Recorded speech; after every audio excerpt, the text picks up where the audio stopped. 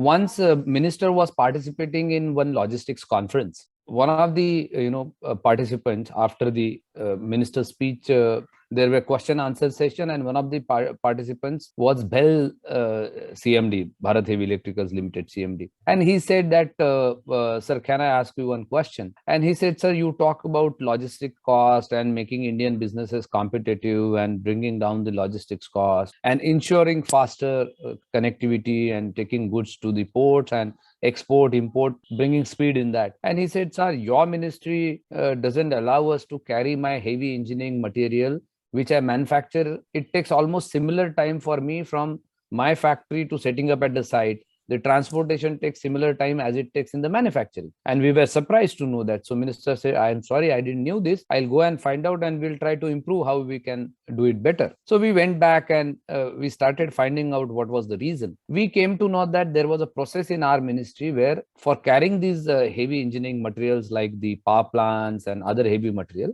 they are called over dimension and overweight cargoes, OWC and ODC.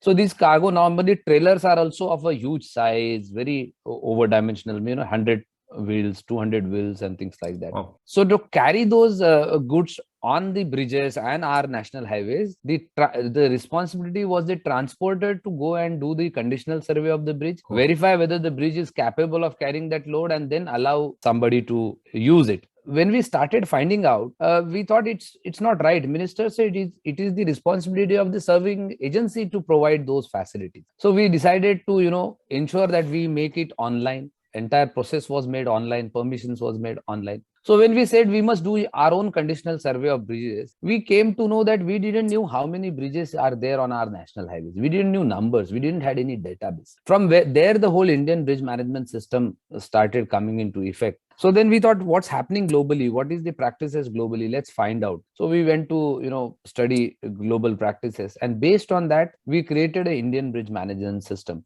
where this management system has the entire database of structures on national highway that are put together. All the bridges are geotagged. All the bridges information is along with its design, structural information, geological information, geographical information, is socio-economic importance, videos, pictures, everything is put together on that database. And then database helps manage those bridges better in terms of suggesting when the maintenance is required, whether it is major maintenance required, minor maintenance required, and things like that. So I think with those things putting together, today it is world's biggest database of structures, which is available online, and engineers can use it, update it, reuse it, things like that. So we thought it's a good information to be shared with budding engineers, budding officers, or even people who want to join politics and become political leaders, for them to know that with their interventions, because the same engineers did it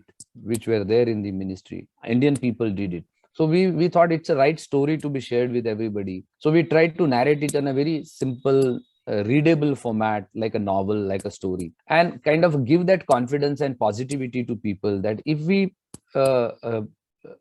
think positively and with the larger interest, we can bring in a lot of small changes that can be helpful for the nations. Everybody is not supposed to change the but every small intervention, every small nut bolt in the machinery plays a very important role to ensure that that machinery works. So whether it is high-tech machinery or whether it is simple mechanical machinery. So I think that message we wanted to give, that everybody of us can contribute and make sure that we are a better place to live with, we are a better place to manage. More than the public, the accessibility is to the users in terms of engineers, policymakers, state government engineers, highway operators, highway maintenance engineers, because that is primarily for them to monitor and manage the bridges. So as I said, we envisage this Indian bridge management in a years to come will also upgrade itself by using AI techniques and machine learning techniques. Now there are sensors available which gives database directly to the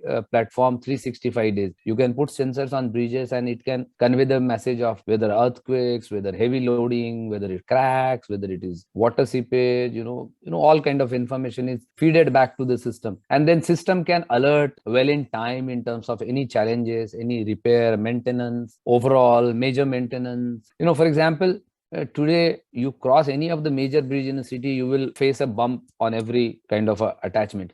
Those small learnings will help us improve all those processes in the infrastructure. When we thought that we need to build this database, we found out that there is a ritual every 5 years that our ministry collects this data, creates a lot of records, and then it's put on the some files in the books forms or somebody. It is never utilized. It's not even a usable format. So we decided that we need to do it in a better way. So entire data was collected by the survey engineers also on the tabs or iPads. They were physically going there, collecting the data, updating the data, and that data was uploaded straight away from that same place to the master cloud server. This was the first digitalized bridge management database, even before probably US did it. So I think we thought we will do best in the world. So we benchmark in that context in terms of information available, machine learnings that can be used. We use drones, for example, in collecting the data. There is a specific mechanism that is used called MBIU, Mobile Bridge Inspection Unit. It's a simple inspection vehicle. You might have seen a kind of a arm going up on a street for a street light maintenance. It's a similar kind of arm, but it has a flexibility and it's vehicle mounted and it goes below the bridge and inspects the bridge. Those kind of machineries were brought in, developed in India over a period. And we thought that we will use all necessary machinery. For example, I remember I went to a place in Italy where they are using sensors. They are like optical fibers put on the bridges and tunnels. And the database is available on your mobile app. The information is available on your mobile app about the sensitivity of the structure. If any heavy loading is transported on the bridge, or any shaking of the bridge happened because of the earthquake, any gaps created, any cracks developed, any erosion happen, all those information is being shared. For example, to do the underwater inspections, institutes like IIT Chennai has developed some underwater robotics. Those were utilized. So all possible modern technologies, equipment, apparatus were used.